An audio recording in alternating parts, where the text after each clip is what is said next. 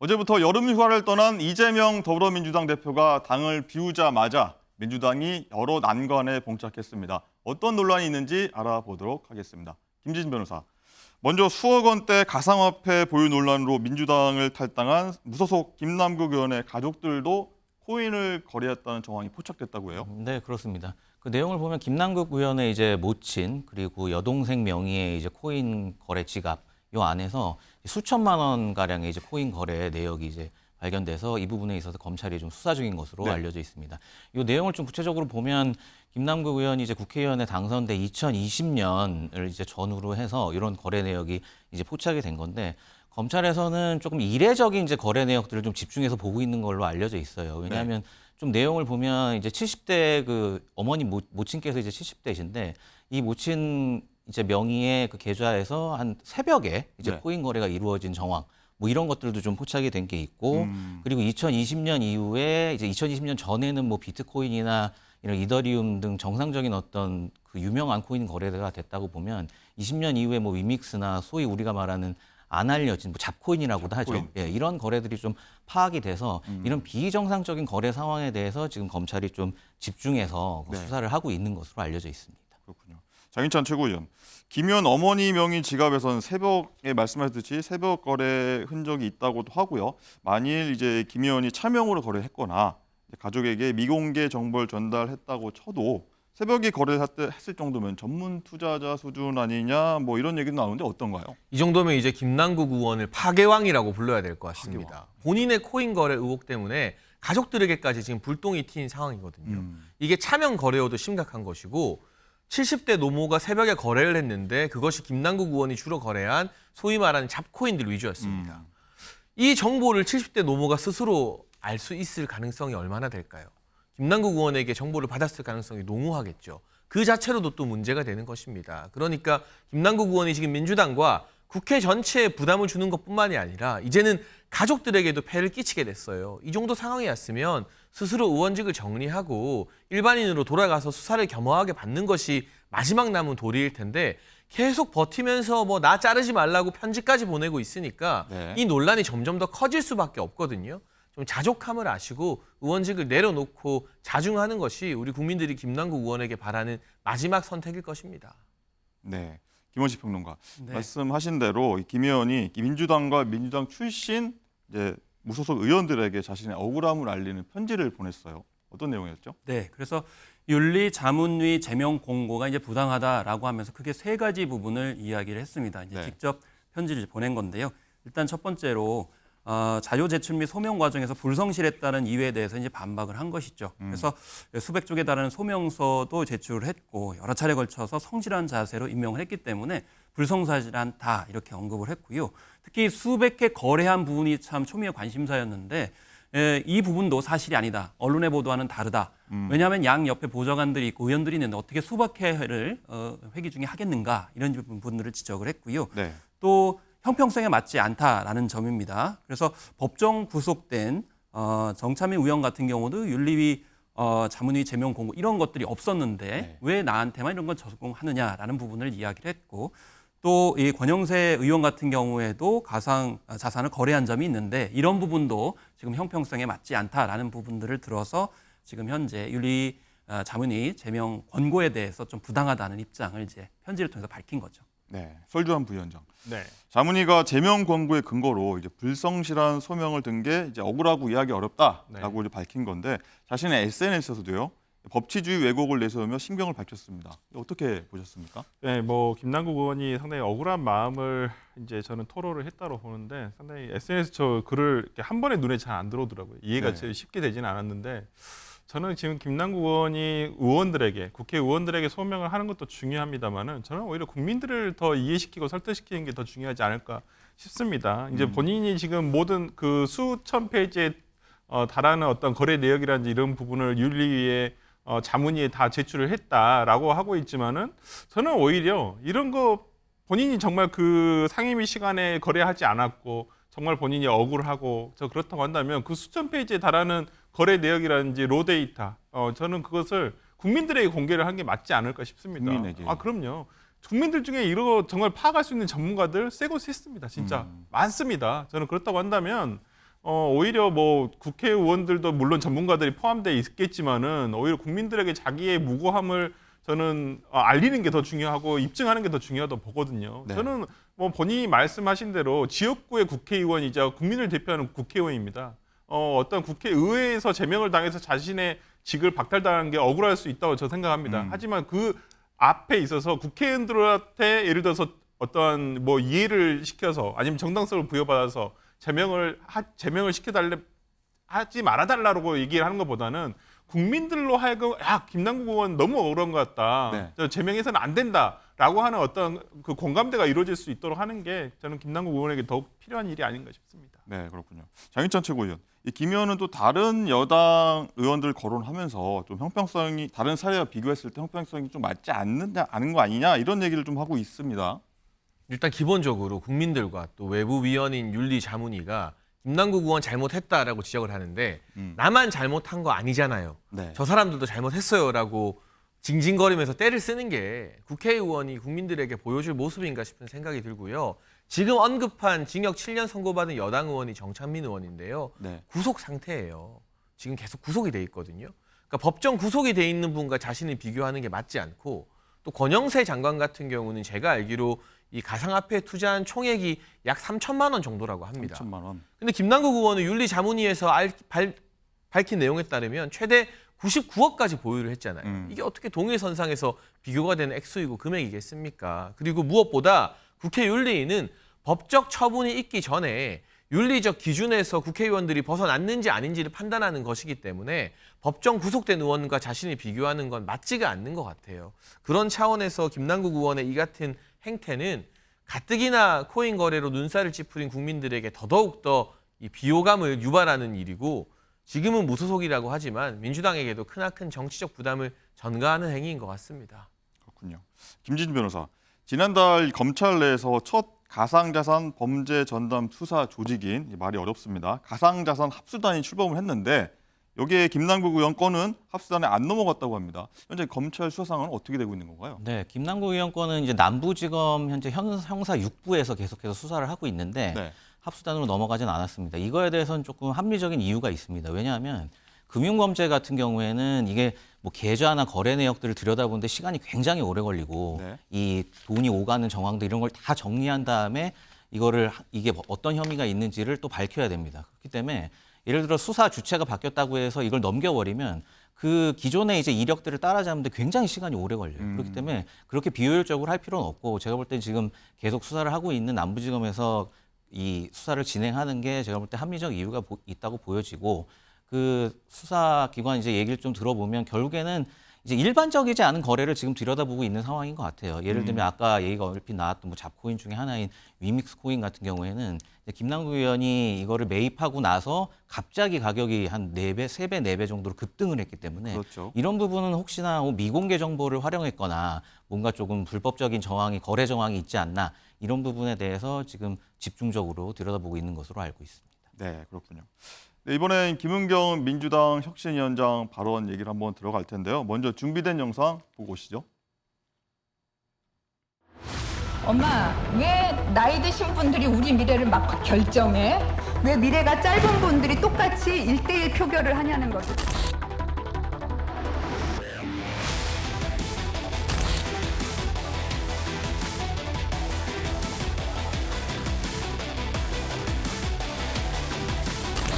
이렇게 사과할 일은 아니고요. 이런 중요한 문제를 좀 늘 이런 식으로 다루는 게 국민들 정치를 좀 혐오하는 그런 원인이 되지 않나요?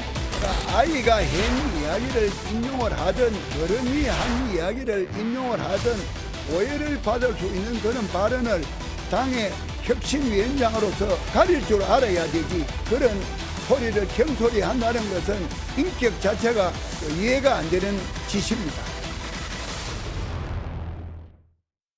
예, 설주환 부위원장. 네. 이 김은경 혁신위원장의 노인 폄훼 발언이 계속 이어지는 가운데 여기에 민주당 양현영 의원의 발언이 논란이 거의 뭐 기름을 부은 기억이 됐는데 김 위원장도 뒤늦게 유감 표명을 하긴 했지만 사과라고 보기엔 조금 부족하다는 얘기들이 좀 있습니다. 그러니까 저는 일단 부적절한 예시였다고 봐요. 하나 정치인들이 조심해야 될 것 중에 뭐 저도 이렇게 말하는 뭐 직업이기도 하고 여기서 예. 평론을 합니다만은 뭐 말실수할 때도 있습니다. 하지만 실수가 나오게 되면 사과하고 그걸 또 이렇게 급하게 마무리하는 것이 오히려 더 맞지 않는가 싶어요. 그게 그 영향력을 좀 덜 차단하는 계기이기도 하고요.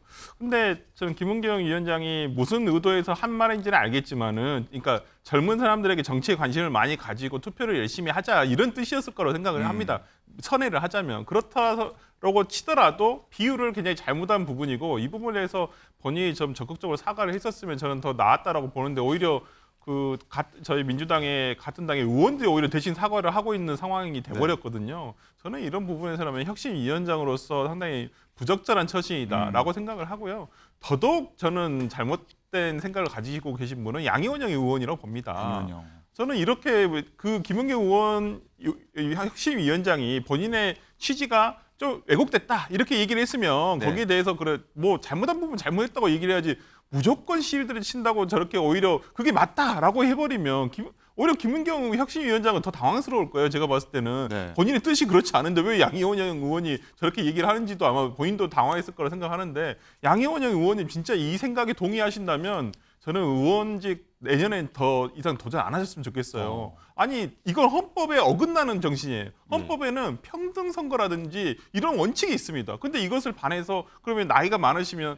안 해야 됩니까? 그러면 양이원영 의원님도 60세 넘으시면 예를 들어서 피선거권이나 선거권 다 제한을 하면 거기 동의하신다는 얘기인가요? 맞지 않습니다. 그렇기 때문에 양이원영 의원님도 저는 빨리 사과를 하셨으면 좋겠다 생각합니다. 네. 관련해서 서복경 민주당 혁신위원 발언 들어왔는데요. 들어보고 오겠습니다. 그래서 그 자리에 앉아서 들을 때는 이제 그게 청년들의 좌담회였고 청년들 대상으로 이분이 말씀을 하셨을 때는 이렇게 이제 논란이 될 거라고 생각은 안 했죠. 예. 이제 자제분이 그렇게 생각을 하는 게 그렇게 생각할 수도 있구나라는 표현이었다고 하시더라고요. 발언에 좀 주의를 기울였어야 되는 거 아닙니까? 어제 인천에서 이제 당원 국민 간담회 할 때 발언으로 인해 가지고 이제 불쾌하시거나 그런 분들이 있다면은 이제 유감이다 그런 얘기도 하셨죠. 예. 지금 국민의힘에서는 상당히 좀 공세를 이제 세게 펴고 있는데 이 혁신이 하면서 네. 굉장히 좀 의아했던 부분은 있는 게 관심이 남의 당에 관심이 많으시더라고요. 제가 보기에는 그 당도 뭐 문제가 많으시던데. 네, 장희찬 최고위원 어떻게 들으셨습니까? 그러니까 저게 어디 사과하고 반성하는 태도입니까? 그러니까 김은경 혁신위원장부터 정치의 정자도 모르는 온실속 화초 교수 출신입니다. 그리고 뭐 지난 정부에서부터 이번 정부 이르기까지 본인은 치욕 운운했지만 연봉 3억에 해당하는 금감원 부원장직 임기를 꽉 채운 유일한 인사거든요. 네. 나머지 혁신위원들도 정치를 안 해본 분들이에요. 그러니까 이게 어느 정도로 심각한 사안인지 저는 이해를 못하고 실실 웃으면서 저런 이야기를 하고 있는 거죠. 이게 대한민국이 결국 노인분들의 헌신과 희생으로 산업화를 이뤘는데 정작 OECD에서 노인 빈곤율과 노인 자살률은 최상단에 위치하고 있거든요. 네. 노인 복지가 우리나라 전체의 문제와 고민이 된 지 오래입니다. 그런데 여명 비례 투표니 뭐니 하면서 살 날이 얼마 안 남은 노인분들은 투표권 뭐 좀 자제시켜야 된다. 이런 식의 이야기를 인식을 가지고 있는 민주당 혁신위가 어떤 혁신을 할 수 있겠습니까? 이거 사실 선거 직전이었으면요. 혁신위원장이고 양이원영 의원이고 전부 다 사퇴해야 될 일이에요. 과거 정동영 의장은 이런 발언했을 때 난리 나서 그것 때문에 총선 뒤집히지 않았습니까? 그러니까 이 문제의 심각성을 아직도 민주당이 제대로 인식을 못하고 있는 것 같고 저는 김은경 위원장이나 뭐 일부 혁신위원, 네. 양이원영 의원 개인의 문제가 아니라 이런 막말이 불거졌을 때 민주당은 왜 윤리위를 열지 않는가? 왜 징계하지 않는가? 좀 민주당의 윤리적 자정작용이 지금 가능한 것인가 하는 근본적인 의문을 좀 제기하고 싶습니다. 그렇군요.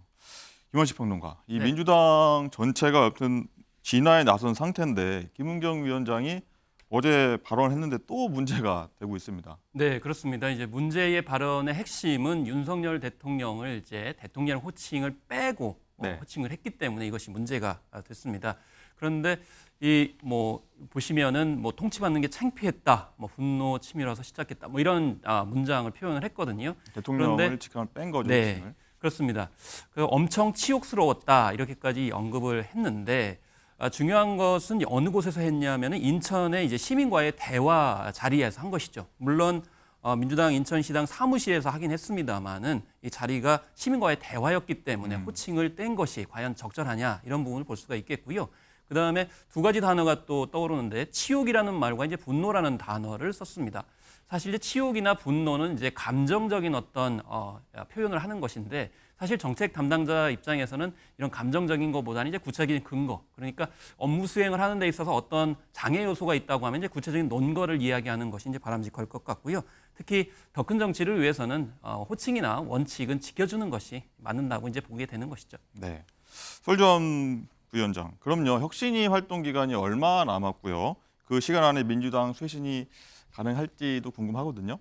결론적으로 말씀드리면 안 될 것 같습니다. 그러니까 기한은 아마 8월 말까지 정기국회가 시작되기 전까지 해서 혁신위의 활동 기간을 지금 정하고 있는데요. 네. 지금까지 내놓은 1, 2호 혁신이라는 것이 1호 혁신안이 불체포 동의안, 그다음에 포기에 대한 것이고요. 그다음에 2호 혁신안이 꼼수탈당 금지에 대한 내용이에요. 근데 지금까지 당내에서 이와 관련해 가지고 어떤 충격적인 어떤 논의라든지 이런 부분은 없었던 걸로 기억이 나고요. 오히려 혁신위가 당의 분란을 만들었다거나 아니면 지금 당의 혁신을 위한 게 아니라 오히려 당의 갈등을 부추긴 것은 아닌가라는 좀 우려스러운 결과들이 있어서 아마 3호 혁신안이 나오기는 할 것이나 저는 그 내용이 당 내에서 얼마만큼 먹힐지 조금 의문이기도 하고 혁신위가 참 실망스럽다. 저는 과거에도 방송에서 얘기를 했지만은 태생적 한계를 가지고 태어났다. 네. 이게 어떤 정당이든 기존에 있었던 혁신이라는 것들은 기존 지도부 체제라든지 이런 부분에 대해서까지 어떤 변화를 준다거나 그런 제안을 했었거든요. 근데 그런 거 없이 그냥 당내 어떤 지연 말단적이라고 볼 수가 있고 어찌 보면 그냥 지금의 명문의 규정을 반하는 내용들, 개헌 사항, 그다음에 입법 사항 이런 것들이기 때문에 당장 이것들이 반영되기에는 어려운 주제들, 혁신안들을 내놓은 것은 아닌가라는 생각이 좀 듭니다. 네. 혁신이니까 말 그대로 혁신을 위한 노력을 언제까지 할지요. 그리고 언제가 될지 한번 계속 지켜보도록 하겠습니다.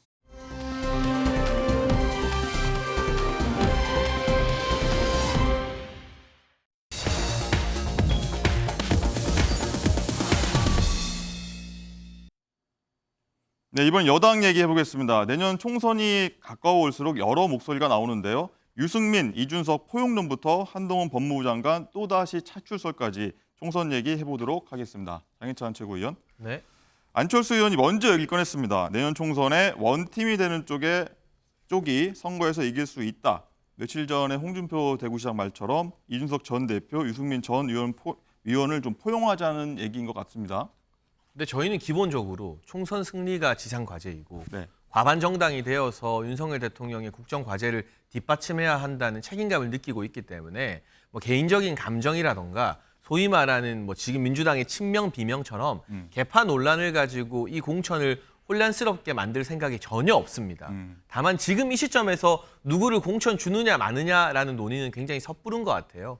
공정한 방식에 의해서 이 국민과 당원으로부터 선택받은 사람들이 공천받아야 한다는 원칙을 지켜나갈 것이고요. 네. 다만 유승민 전 의원이나 이준석 전 대표가 어린 아이들은 아니지 않습니까? 저희가 무슨 어린 아이들 안듯이 안아주고 말고 이런 말 쓰는 거 본인들이 불쾌하다고 하잖아요.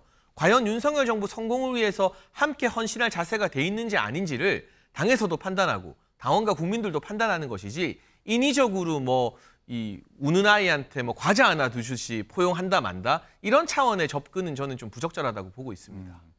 두 인물이요. 사실 최근 윤 대통령에 대한 좀 비판 수위를 좀 높이고 있지 않습니까? 친윤계 가만히 있을까요? 그러니까 대통령에 대해서도 충분히 비판할 수 있고요. 네. 여당 내부에서도 쓴소리를 하는 사람들이 필요합니다. 네. 다만 그러한 비판과 쓴소리가 이 정부와 여당의 성공을 바라는 애정에서 비롯된 것인지 아니면 에라이 모르겠다, 다 망해라 라고 하는 난사인 것인지는 우리 당원들이 누구보다 잘 알고 있고 지난 전대에서 심판의 회초리도 때렸다고 생각을 합니다. 앞으로 중요한 것은 당 지도부나 소위 말하는 친윤계가 유승민, 이준석을 바라보는 시각이 중요한 것이 아니라 유승민과 이준석이 이제까지와는 다른 정치를 하느냐.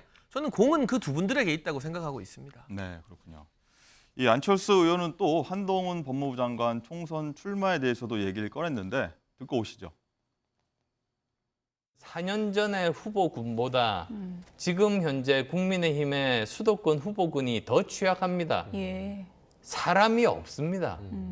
그래서 이대로 가면 거의 저는 패배하는 것이 자명하다 이렇게 보고 있어서요. 한동훈 장관은 장관이니까 사실 본인의 결심도 중요하고 그리고 또 인사권자의 결심도 중요합니다. 예. 그래서 이 두 분의 생각이 같아서 이번에 총선에서 역할을 해야 되겠다, 절박하다 싶으면 아마 나오게 되실 거고요. 그렇지 않다면 아마 지금 현재 또 여러 가지 검찰 관련해서 굉장히 복잡하지 않습니까? 예. 이런 문제들을 헤쳐나갈 수 있는 사람이 그렇게 많지가 않으니까 뭐 어느 쪽에서 일을 하시든 역할이 있다고 봅니다. 솔지원 부위원장, 사람이 없다라고 얘기하더라고요. 여당의 수도권 인력난이 심하니까 이제 한 장관에게 손을 벌리는 모양새인데 어떻게 보십니까? 제가 알기로는 서울 경기 지역에 다 당협위원장님 계신 걸로 알고 있는데 네. 그분들은 안철수 의원에게는 좀 부족하다고 생각되시나 본데 저는 그분들 되게 열심히 하고 계세요. 지역 현재. 근데 물론 뭐 여당이나 야당이나 전부 다 선거를 앞에 두고 영입인재라는 형식으로 해가지고 외부의 전문가들이라든지 자당에 정치적으로 도움이 될 만한 사람들을 영입하는 것은 당연하다고 봅니다만은 저는 현재 노력을 하고 있는 지역에서 노력하고 있는 저는 당협위원장이라든지 이런 분들에 대한 배려도 필요하다고 봅니다. 한동훈 장관 나와서 도와줄 수 있어서 본인이 총선 승리를 가져갈 수도 있겠지만은 또 제가 알기로는 한동훈 장관은 오히려 출마를 하지 않고 법무부 장관으로서 이 정부에서 윤석열 대통령과 함께 어떤 국정을 이끌어가는데 한 축을 담당하지 않을까라는 저는 생각도 있어서요. 아마 내년 총선에서는 제가 볼 때 한동훈 장관이 나오시지는 않을 것 같고, 않을 것 같다. 예, 뭐 오히려 외부의 인재를 영입을 해서 아마 그 인물난을 좀 메꾸지 않을까라는 생각을 해봅니다. 그렇군요. 한 장관 총선 출마설은 사실 계속 나왔던 얘기인데 관련해서 얼마 전에 얘기한 게 있는데 한번 듣고 오시겠습니다. 총선 출마한다는 얘기가 좀 돌고 있던데. 제주에도 그런 얘기가 돕니까? 그래서 혹시나 그런 거에 대한 입장을 좀 명확하게 밝혀주시는 건 좀 좋을 것 같긴 한데 어떻습니까? 제가 여러 번 말씀드렸다시피 저는 어렸을 때부터 누가 뭐 하고 싶으냐 물으면 하고 싶은 게 없었어요. 그리고 뭐가 되고 싶었던 적이 지금까지 없습니다. 그런데 제가 하고 싶은 일이 굉장히 많습니다. 이런 일 하고 싶습니다. 그리고 저는 지금 이런 일을 열심히 하기 위해서 최선을 다하고 있고 그 과정에서 제가 뭘 하고 싶고 뭘 해야 된다? 그게 뭐가 중요하겠습니까? 저는 법무장관으로서 지금 제가 하고 있는 일을 더 열심히 더 선의를 가지고 할 수 있도록 그냥 하루하루 노력하겠습니다. 장희찬 최고위원. 한 장관 본인 뜻도 물론 중요하겠지만 임명권자인 윤 대통령이 좀 부탁을 하면은 나올 수도 있지 않을까 뭐 이런 얘기들도 좀 있는데 어떻게 전망하십니까? 글쎄요, 저는 지금 국무위원직을 잘 수행하고 있는 한동훈 장관에 대해서 뭐 출마 여부를 가지고 왈가왈부하는 것 자체가 별로 도움이 되는 일은 아니라 생각하고요. 정치는 생물이라 아무도 예견할 수 없지만 지금 사실 법무부 장관직을 정말 잘 수행한다고 보는 것이 국민의힘 지지층과 국민의힘 내부의 시각이기 때문에 자꾸 한동훈 장관을 끌어들여서 정치적 색채를 씌우려는 민주당의 프레임에 놀아나서는 안 된다고 생각을 합니다. 그리고 지금 시기적으로도 한 장관뿐만 아니라 그 누가 되었던 총선 출마 여부 딱 못 받기에는 너무 이른 시기이기 때문에 너무 섣부른 논의에 저희가 말려들 필요는 없을 것 같고 한동훈 장관이 국회에서 야당 의원들 질의 상대하는 것뿐만 아니라 여러 가지 정책들, 뭐 금융범죄 합수단 부활이나 뭐 이민청과 관련된 논의 등 굵직굵직한 정책들도 앞장서서 지금 실현하고 있는 위치이지 않습니까? 그런 부분을 잘 공조해서 당의 입장에서 함께 일을 해나가는 것이 중요하다는 정도의 원칙적인 입장만 밝힐 수 있겠네요. 네, 알겠습니다. 김진진 변호사, 사실 한 장관이 이제 정치하고 정치 경계를 넘나드는 어떤 발언으로 인해서 항상 관심을 끌고 있고 이슈메이커 역할을 하고 있잖아요. 그래서 좀 더 관심이 쏠리는 것 같아요. 네, 그렇습니다. 지난 5월 이제 취임 이후에 이제 여러 가지 소신 발언들 통해서 야당하고도 좀 대립각을 세우고 했는데요. 뭐 예를 들면 뭐 최근에 나왔던 이제 민주당에서 그 체포 의원 면책 특권, 불체포 특권 포기 이거 관련해서도 이제 정당한 영장 청구에라는 조건을 다니까 이제 정당한이라는 평가를 과연 누가 할 거냐? 이거는 좀 범죄 피의자들이 정당한이라는 평가를 할 거냐? 이런 식으로 비판을 했었고, 또 천안함 사태에 있어서 천안함이 이제 자폭이다 이런 얘기에 대해서도 역사를 왜곡하면 안 된다 이런 식으로 이제 소신 발언을 해왔는데 저는 이런 발언들이 일종의 뭐 옳다 그르다 이런 규범적인 판단을 해야 될 사안은 아니라고 보여집니다. 왜냐하면 한동훈 장관은 이제 법무부의 수장이기도 하지만 한편으로 헌법상으로도 국무회의의 국무위원이기도 합니다. 그러면 국무회의라는 거는 어떤 각종 부처, 각 부처의 이제 이슈만 다루는 게 아니고 국정 전반에 대한 이제 논의를 하고 이거에 대해서 토론하고 또 의결하는 그런 기관이기 때문에 충분히 이제 본인 법무부 얘기가 아니라 하더라도 다른 이슈에 대해서도 충분히 이제 얘기할 자격이 있다 보여지고 또 하나는 또 이제 정무직 공무원이잖아요. 그러면 정무직 공무원, 정무라는 게 말 그대로 정치란 얘기거든요. 그럼 본인이 어떤 정치적 발언을 하는데 문제는 없고 다만 정무직 공무원인 만큼 본인의 어떤 발언의 적절성 이런 거에 대해서는 국민의 어떤 평가를 받아야 된다. 이것만 지킨다고 한다면 제가 볼 때 한동훈 장관의 이런 소신 발언은 크게 문제가 없다고 보여집니다. 네, 장익찬 최고위원. 지금 어제 발표된 여론조사를 살펴보면요. 한동훈 장관과 유승민 전 의원이 범보수 진영의 차기 대권 경쟁에서 굉장히 선두 다툼을 벌이는 것을 볼 수 있습니다. 1, 2위 정도 달리고 있는데 이런 현상 어떻게 보고 계세요? 그런데 이제 좀 내밀하게 다른 데이터를 들여다보면요. 한동훈 장관 같은 경우는 국민의힘 지지층, 보수층에게서 매우 높은 지지를 받고 있고요. 네. 유승민 전 의원 같은 경우는 국민의힘이나 보수 지지층으로 한정해서 보면 지지율이 말도 안 되게 쪼그라들거든요. 그러니까 여기는 아무래도 뭐 민주당 성향의 분들까지도 다 참여하니까 지금 보시는 것처럼 보수층에서는 36대 9이지 않습니까? 그러네요. 이게 과연 어떤 의미인가? 보수 정당에서 평생 몸담고 정치를 한 분이 그 보수 정당 사람들에게 인정을 못 받는다는 게 어떤 의미인가? 유승민 전 의원의 반성이 필요한 조사 결과라고 생각하고요. 한동훈 장관 같은 경우는 국무위원이지만 굉장히 많은 이슈 폭발력을 가지고 있고 민주당 의원들의 말도 안 되는 꼬투리에 따박따박 정말 팩트로 잘 대응하는 모습 보여줬기 때문에 보수 지지층 내부에서 많은 기대가 주어지는 것도 이상하지 않은 현상이라고 생각합니다. 설주원 부위원장. 네. 한 장관이 만약에 나온다면 이 총선 주자로서 경쟁력이 있다고 보십니까? 어떠십니까? 총선 뭐 어느 지역구를 가느냐도 상당히 중요하겠죠. 예를 들어서 지금 국민의힘에서 뭐 우세한 지역구에 가신다면 뭐 오히려 지역구에 한정되는 국회의원 후보자 한 명으로서의 역할보다는 어찌 보면 국민의힘 전체 총선판 특히 수도권을 이끌어가는 한 명의 어떤 선대위원장급의 어떤 주자로서 역할을 할 것으로 보이는데 뭐 충분히 나오게 된다면야 뭐 한동훈 장관이 당선되는 건 크게 뭐 어렵지는 않겠습니다만은 또 뭐 그 지역을 어디냐 그다음에 어떤 역할을 할 것이냐에 따라 좀 다르지 않을까 싶습니다. 네. 총선이 다가올수록 뭐 이런저런 말들이 굉장히 많이 나올 것 같은데 한번 지켜보도록 하겠습니다.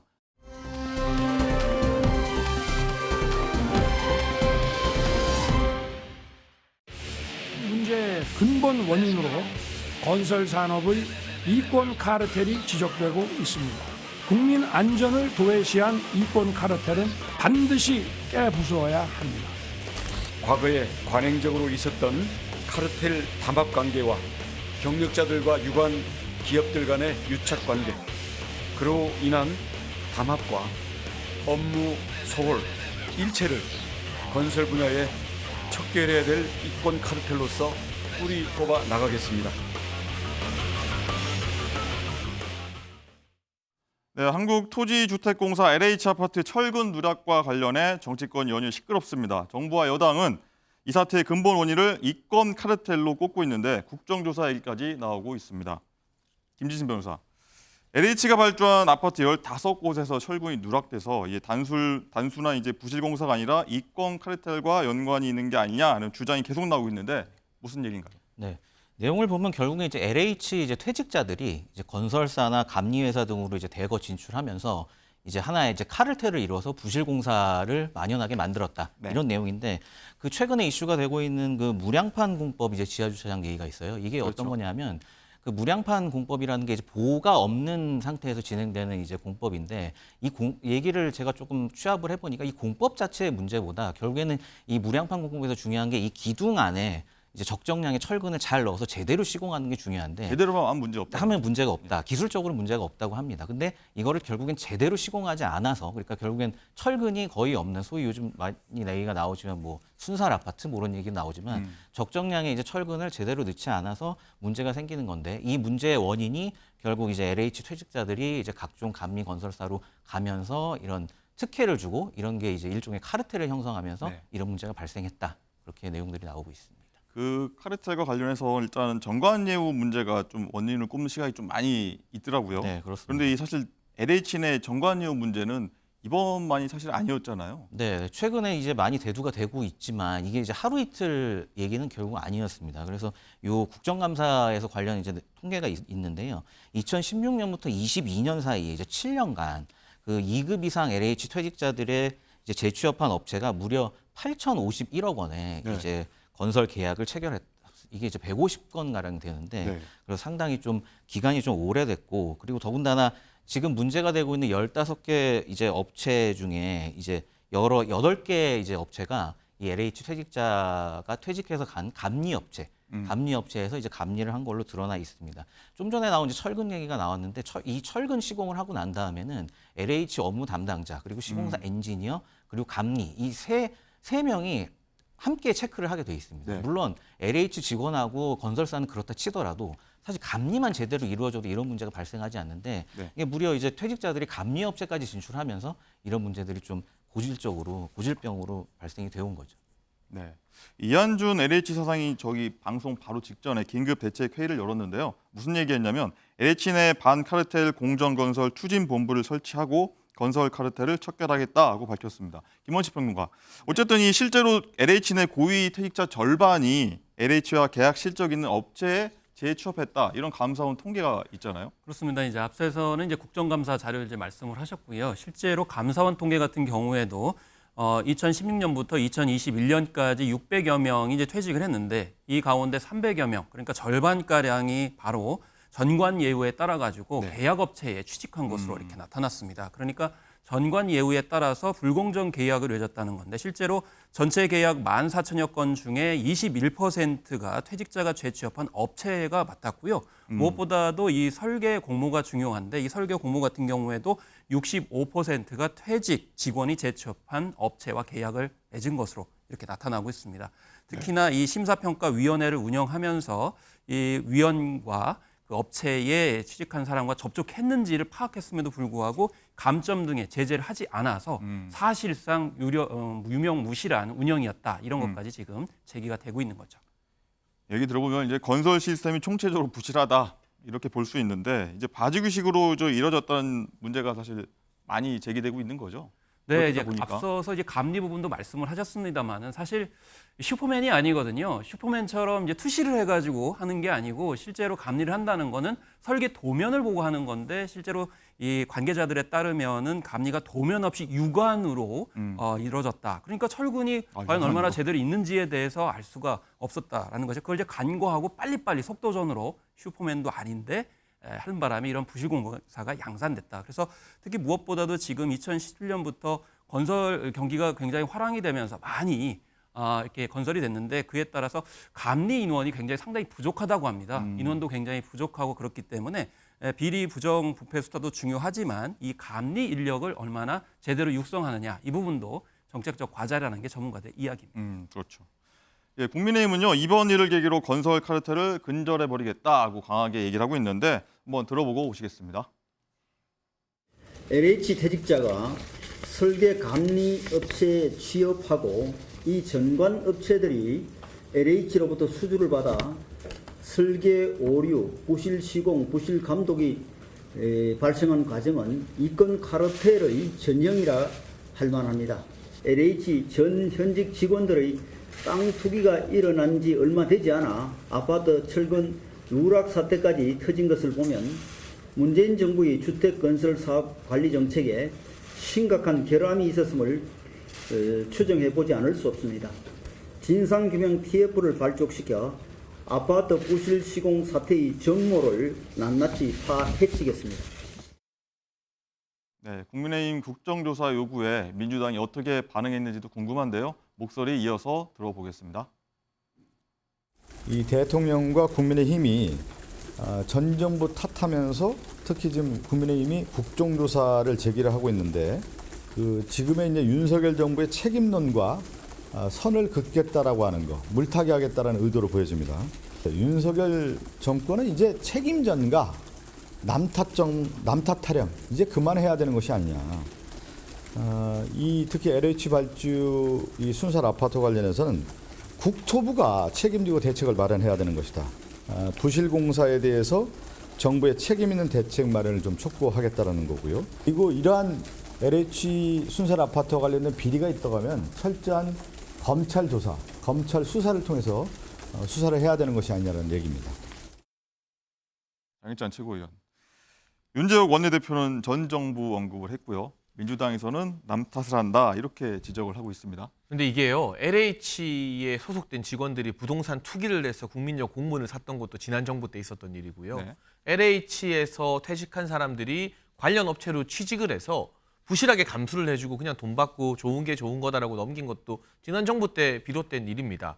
잘못을 다 저질러 놓고 잘못을 지적하니까 이미 시간 지나갔다라고 잘못 지적하지 말라고 하는 것은 너무나 무책임한 태도죠. 그런 면피가 어디 있겠습니까? 그리고 민주당 같은 경우는 툭하면 국정조사 하자고 하면서 왜 이 국정조사는 안 된다고 하는지, 그만큼 이 LH의 부실 시공이나 부실 감리의 책임이 본인들 정권에 있다는 것을 인지하고 있기 때문에 국조에 대해서 반대하는 거 아니겠습니까? 뭐 제가 개인적으로 국정조사 자체에 대해서 입장을 밝히기 이전에 적어도 많은 국민들의 의식주 중에서 가장 중요한 주와 밀접한 문제이기 때문에요. 여야 할 거 없이 명확한 원인을 파악하고 근본적인 대책을 설계하는 데는 누구도 한 발 물러서서는 안 된다는 생각이 듭니다. 네, 그럼 설주환 부위원장 이 말씀에 대해서 네. 국정조사에 민주당이 동의하지 않는 이유 뭐라고 보세요? 그러니까요. 저는 이건 국정조사 사안이 아니라고 봅니다. 국정조사 사안은 정쟁의 대상이죠. 뭐 국민적인 의혹이 있다거나 이건 관리감독을 LH가 못한 거예요. 그 위에 있는 국토부가 관리감독을 못한 것이고요. 그 부분에 대해서 비리가 있다고 한다면 검찰이 수사를 하면 되는 것이고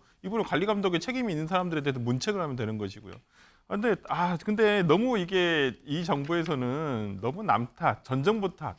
아니 그러면 정권을 그냥 주시는 게 낫지 않을까요? 계속 이렇게 탓만하실 거면. 그래서 저는 생각해봤어요. 어저께도 저는 이 뉴스를 보고 과거에 제가 우리 김영삼 정부, 국민의힘의 전신이라고 할 수 있는 김영삼 대통령 당시에 삼풍백화점 무너지고 서해 회리어로 290명이 돌아가시고 그럴 때 다 남탓했었나요? 그 정부의 책임이라고 했었어요. 그리고 거기에 대해서 책임을 졌고요. 근데 그걸 가지고 무조건 무슨 사고만 나면 전 정부 탓이고 문재인 정부 때 탓이다 라고 계속 하시는 것은 오히려 본인들의 무책임함, 본인의 무능함을 저는 대변한다고 생각하기 때문에 이제 그만하실 때도 되지 않았나 싶은데 1년 넘었는데 벌써. 아니 5년 동안 나라를 거덜낼 잘못을 해놨어요. 문재인 정부가. 빚을 400조 한 것뿐만이 아니라 이런 LH 카르텔도 다 문정부 때 비롯됐어요. 그걸 그냥 이제 정권 바뀌었으니까 좋은 게 좋은 거라고 덮고 넘어가면 이 잘못이 대한민국을 뿌리부터 썩게 만드는 겁니다. 저희는 그걸 고치라는 의무를 받고 국민으로부터 선택되어서 탄생한 정권이기 때문에 문재인 정부가 5년 동안 잘못한 것을 1년이 지나서가 아니라 남은 4년 동안도 저희의 할 일을 하면서도 그 부분을 계속 지적하고 들여다보고 종양이 있으면 짜내고 할 수밖에 없습니다.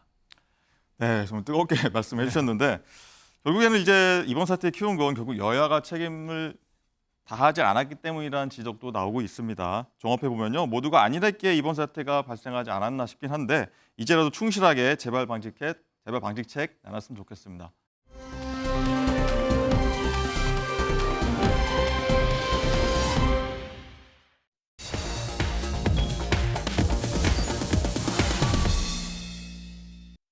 며칠 전 전해드린 대로 여야가 1년간 허송세월하면서 이 길거리는 현수막으로 뒤덮이게 됐습니다. 사실상 무업 상태가 된 건데 이 얘기 나눠보도록 하겠습니다. 김영식 평론가. 네. 선거 전 이제 현수막을 설치하는 제한하는 공직선거법 조항이 어제로서 효력을 잃었습니다. 길거리 곳곳을 보니까 이제 우려가 현실화됐다 이런 얘기가 나오는데 어떻게 보세요? 일단 헌재에서는 세 가지 부분을 이야기를 했죠. 이제 첫 번째는 선거일 180일 전부터 현수막 등 광고물 설치 금지한 부분은 위헌이다. 그래서 후보자와 관계자 등 또 일반인 어깨띠를 통한 홍보 소품 사용 같은 경우도 문제가 있고 그다음에 금지가 문제가 있고 헌법 불합치 판결을 이제 내렸는데 근데 이제 여야가 지금 현행 선거일 180일 전부터 현수막 등 광고를 하는 것에 대해서는 선거일 120일 전으로 지금 이제 합의를 한 그런 상황이죠. 그런데 문제는 선거 기간 중 허용되는 모임의 기준 완화를 몇 명으로 할 거냐라는 부분에 있어서는 대체적으로 합의를 못하고 있는 그런 상황이기 때문에 지금 개정안 처리가 무산이 됐습니다. 그럼에 따라서 시민들이 좀 혼란스러워하는 상황이기 때문에 이런 점에서 하루빨리 정리정돈이 필요한 상황이죠. 김진진 변호사, 10월에 당장 이제 구청장 보궐선거가 있는 서울 강서구는요. 벌써부터 지금 난리가 났다고 합니다. 그렇죠. 일단 당장 눈앞에 선거가 있으니까 벌써 난리고 앞으로 이제 이런 현수막이 더 늘어날 것 같은데 내용을 보면은 이제 지하철역이나 아무래도 이제 유동인구가 많은 쪽 여기 강서구에는 이제 발산역 사거리가 있는데 이런 쪽에 벌써 뭐 현수막이 엄청나게 붙고 있다. 이런 얘기들이 나오고 있고 또 시민들 얘기 들어보면 시민들 얘기뿐만 아니라 이제 제가 사는 동네에도 이미 이런 현수막이 많기 때문에 뭐 제 얘기일 수도 있지만 이런 현수막이 오히려 어떤 정치 혐오를 부추기고 그리고 실제로 저도 마찬가지지만 내용을 뭐 제대로 읽어보거나 하지도 않습니다. 그래서 이게 도대체 무슨 말인지도 모르겠고 오히려 정치에 대한 반감만 커진다 이런 내용들이 나오고 있고 근데 두 가지만 좀 지적하고 싶은 게 있는데 하나는 이 현수막 이런 좀 국민을 어떻게 보면 좀 짜증나게 하는 이런 현수막들이 결국에는 또 국민 세금으로 이제 이 현수막을 만든다는 거죠. 왜냐하면 정당 보조금이라는 게 이제 지원되는 부분이 있기 때문에 그런 부분이 이 가뜩이나 짜증도 나는데 이게 내 세금이 들어간다 이런 부분도 좀 문제가 있고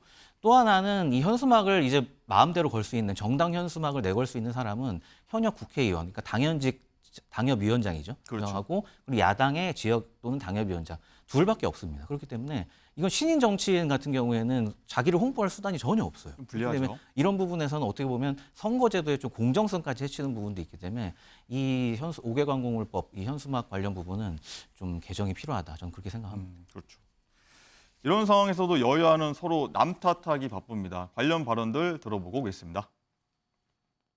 마치 여야 모두 책임인 것처럼 본질을 흐리는 국민의힘의 뻔뻔함에 개탄을 금할 수 없습니다. 여야 이견이 없는 부분이라도 통과시키자는 민주당의 간곡한 제안 또한 무시해 버렸습니다. 공직선거법 입법 공백은 전적으로 국민의힘과 국민의힘 김도우 법사위원장의 책임입니다. 여야는 개정 시한을 지키기 위해서 최대한 협의를 진행했지만 체계 작구 심사 과정에서 여러 위원들의 이견이 노출되었기 때문에 무작정 법안 심의를 마무리할 수 없었습니다. 거짓 선동, 괴담 정치, 남탓 정치를 즉각 중단하고 제발 국민에 대한 도리만이라도 제대로 챙기기를 바랍니다. 자, 들으셨는데 두 분 서로 어떻게 들으셨는지 궁금한데 먼저 설주환 부위원장부터 말씀해 보실까요? 그러니까 이 부분이 현실적으로 굉장히 지금 심각한 문제입니다. 우리가 진짜 길거리를 돌아다니더라도 정말 무분별하게 현수막이 걸려 있지 않습니까? 근데 무분별하게 걸려 있는 것도 지금 문제가 심한데 특히나 그러니까 당협위원장과 아니면 지금 내년 선거를 준비하는 또 후보자 사이에서도 이 차별이 있거든요. 그러니까 이런 부분에 대해서 지금 입법적으로 해소를 해야 되는 상황인데 지금 김도우 위원장께서 이 부분과 관련 없는 부분에 대해서 지금 좀 이견이 있다는 이유만으로 지금 진행을 안 하시고 계시거든요. 저는 이 부분에 대해서는 일단 빨리 10월달 재보궐선거가 있기 때문에 이 부분과 관련해서 일단 합의가 되는 부분만이라도 통과를 시키는 게 맞지 않을까라는 생각이 들고 지금 이 관련해가지고 현수막과 관련해가지고 좀 저는 오히려 여야의 그런 것보다는 지금 각 당 내에서의 후보자와 당협위원장, 그다음에 현역 의원과의 차별 때문에 오히려 더 갈등이 심화되고 있거든요. 네. 그 차별 너무 지금 심하거든요. 그러니까 왜냐면 국회의원이 아닌 원외위원장 또는 위원장도 아닌 사람 같은 경우는 아예 현수막을 걸 수가 없습니다. 불리하죠. 네, 그렇죠. 그러니까 예를 들어서 추석 때 뭐 그냥 인사 정도 할 수 있는 현수막밖에는 걸 수가 없어서 저는 이런 부분에서 최대한 빨리 해야지만 저는 이건 여야의 문제는 아니라고 보고 각 당의 어떠한 총선 출마 예정자라든지 어떠한 정치 신인들에게 조금 길을 열어주는 방법이기 때문에 이 부분 빨리 개정이 돼야 한다고 봅니다. 네, 장희찬 의원은 어떤 생각이세요? 결국 이게 현수막 공해에 국민들에게 민폐를 끼치고 있다는 게 문제의 본질이잖아요. 그런데 왜 갑자기 이렇게 많은 현수막 공해가 등장했느냐? 법이 바뀌면서인데요. 그 법을 대표 발의한 분이 또 코인 의혹 받고 있는 김남국 의원이고요. 아, 그런가요? 민주당의 다른 의원과 함께 대표 발의했습니다. 결국 민주당이 국민들에게 법 개정하면서 민폐 끼친 겁니다. 결자 해지하려면 민주당 스스로 그 법안에 대해서 반성하고 개집 해정에 대해서 목소리를 높이는 게 순서라고 생각됩니다. 김원식 평론가. 시민들 불편 가장 먼저 말씀하셨는데 빨리 이제 해야 될 것 같아요. 어떤 좀 일정이 있을까요? 절차가? 네, 일단은 뭐 선거 모임에 관련돼서 하루빨리 정리정돈이 필요할 것 같습니다. 그렇지 않게 되면 이게 참여해야 되는지 말아야 되는지 굉장히 혼란스러울 수가 있겠고요. 그다음에 현수막 공해 부분을 이번에 이제 많이 말씀을 하셨는데 이거는 이제 뭐 아까 이제 자격 기준도 말씀을 하셨습니다만은 지금 현수막을 가지고 굉장히 눈살을 찌푸리게 하는 내용들이 굉장히 난타전 비슷하게 이루어지고 있거든요. 결국에는 총선 선거라는 것은 많은 분들의 지지와 동의를 얻어내는 것인데 그것이 오히려 현수막 때문에 역이용 혹은 역작용이 일어난다면 안 되기 때문에 이건 문화적으로 어떻게 정치 문화를 바꾸느냐의 관점에서 보는 것이 바람직하다고 생각합니다. 네. 상황이 이렇게 된 거에 대해서 서로 원인을 찾기보다는요. 이것만 기억했으면 좋겠습니다. 시민 불편.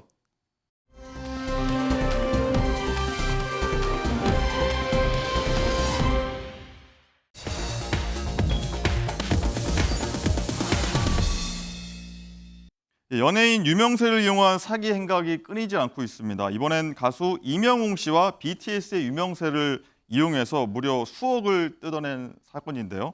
김원식 평론가, 먼저 어떤 사건인지 설명 좀 해주세요. 일단 이제 뭐 좋지 않은 사건인데 이제 이번에 판결이 난 것이죠. 이제 얼마 전에 굉장히 논란이 됐었는데 결국엔 이제 콘서트 티켓을 팝니다. BTS나 이명웅 가리지 않고 판다고 이렇게 했습니다. 문제는 선입금을 하면은 티켓 양도 배송하겠다 이렇게 언급을 했습니다. 네. 사실 이게 선입금을 하면 참 곤란한데 이 팬들 입장에서 봤을 때는 보고 싶기 때문에 선입금을 하는데 결국에는 돈을 받고 그대로 잠적하는 수법을 사용했죠. 물론 티켓은 제공하지 않았는데 그래서 이 법원에서는 굉장히 누범 기간 중에도 다시 범행을 저질렀기 죄질이 안 좋다라고 해서 이제 실형을 이렇게 선언했는데 이게 뭐 50여 명, 20여 명 이렇게 해서 뭐 2,500여만 원, 거의 600여만 원 가까이 해서 결국 84명에게 3,500여만 원을 갈취한 그러니까 징역 2년 선고를 이제 내린 사안이 되겠습니다. 장희찬 최고위원. 이명웅 씨 콘서트 티켓 굉장히 표 구하기 어렵다고 하더라고요. 인기가 굉장히 많았어요. 또 비싸기도 하고요. 근데 힘들게 구했는데 이게 사기라고 하면은 이제 피해자들 입장에서는 얼마나 어이가 없고 속이 탈까요? 그러니까 대부분 이제 부모님 생각해서 효심을 발휘해서 이 티켓 정말 어렵게 구하고 그러다 보니까 뭐 사면 안 되지만 안표 같은 게 원래보다 가격이 뭐 4-5배 높은 가격으로 거래도 된다고 하는데 부모님들 기쁨을 드리려고 자녀들이 어렵게 티켓 구하는데 그거 가지고 사기를 치고 개인의 어떤 경제적 이득을 취하면 그냥 나쁜 짓이 아니라 저는 더 나쁜 짓이라서 가중 처벌해야 된다고 보고요. 근절을 시켜야겠죠, 당연히. 김원식 평론가. 팬심을 이용해서 이렇게 사기 행각을 벌인 거다라고 볼 수가 있겠는데 이런 티켓 사기가 사실 이번이 아니고 여러 번 있었죠. 그렇습니다. 그래서 이제 팬심하면 우리가 흔히 생각했을 때 이제 가수들의 공연 이렇게 생각할 수 있겠고 또 효심 차원에서 티켓을 구매해주는 그런 것만 생각할 수 있는데요. 이 손흥민 선수가 출전하는 경기 티켓도 사실은 굉장히 인기가 많은데 이것도 판매하겠다라고 하면서 티켓을 제공하지 않고 잠적하는 수법을 쓴 사례가 있었습니다. 그런데 티켓을 저렴하게 판매한다 이렇게 공지라는 것이 사기 수법의 전형적인 특징이라고 볼 수가 있겠습니다. 인터넷 용어로는 풀미라고 해가지고 굉장히 웃돈을 받고 파는 것이 정상적인데 어떻게 중고 사이트에서는 저렴하게 판매하는가 이 자체가 이미 사기다라는 것이죠. 그런데 20-30% 싸게 판매한다는 것 때문에 이게 팬심 차원에서 이게 사기에 당하는 그런 상황들이 많이 벌어지고 있다는 겁니다. 그리고 트로트 가수 같은 경우에도 뭐 나훈아 씨나 뭐 이명웅 씨도 이제 그런 언급이 됐습니다만은 특히 이제 연말이 다가오게 되면은 이 트로트 가수 공연 티켓들이 사기의 어떤 대상이 되기 때문에 각별하게 주의가 필요하다고 볼 수가 있겠고요. 뭐 트로트 가수뿐만이 아니고 뭐 아이유 씨나 이제 싸이 씨 같은 경우도 마찬가지로 이렇게 대상이 됐는데 역시 티켓을 싸게 판매한다라고 해서 일종의 낚시를 한 것이죠. 그래서 이 4천여만 원 가량을 편취한 그런 남성이 또 경찰에 넘겨진 사례가 있었는데요. 어쨌든 지금 한국음악 레이블 산업협회 조사에 따르면은 특히 안표를 구매한 경험이 응답자 가운데 26% 정도가 거래 사기를 당했다 이렇게 얘기를 하고 있거든요.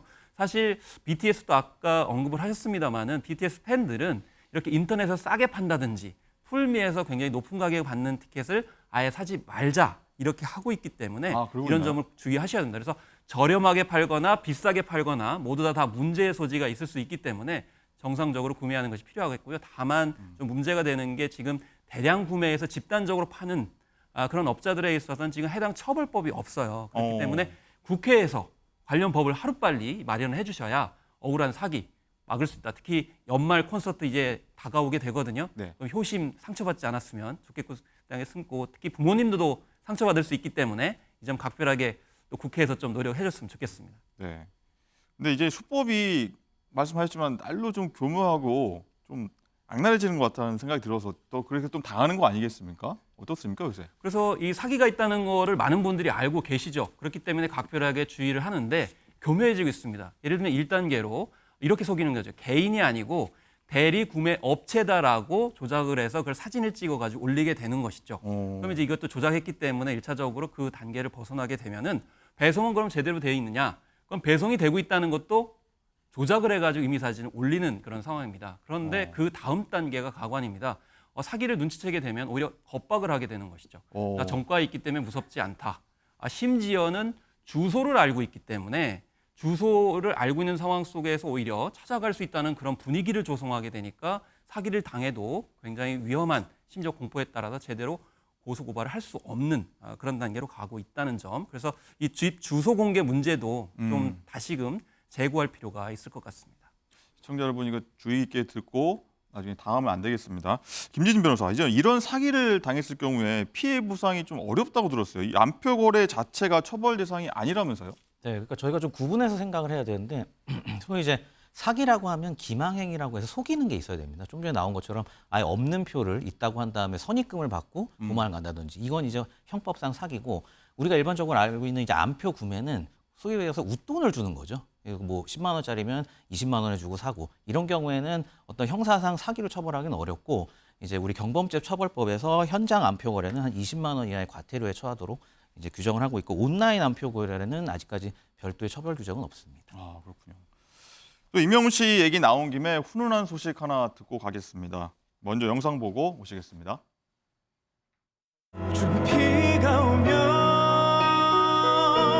세상 가장 큰 그대 우산이 될게 그댄 편히 걸어가요 걷다가 지치면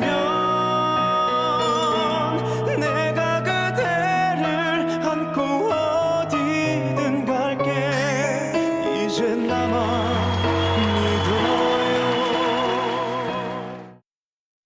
네, 김원식 평론가. 임영웅 씨가 기부했다는 소식이네요. 사실 이건 뭐 생소한 얘기가 아닙니다. 왜냐하면 기부를 너무 많이 하기 때문에 그래서 요즘에는 기부를 따로 이렇게 지칭하지 않을 정도로 늘상 하는 어떤 행사가 됐는데요.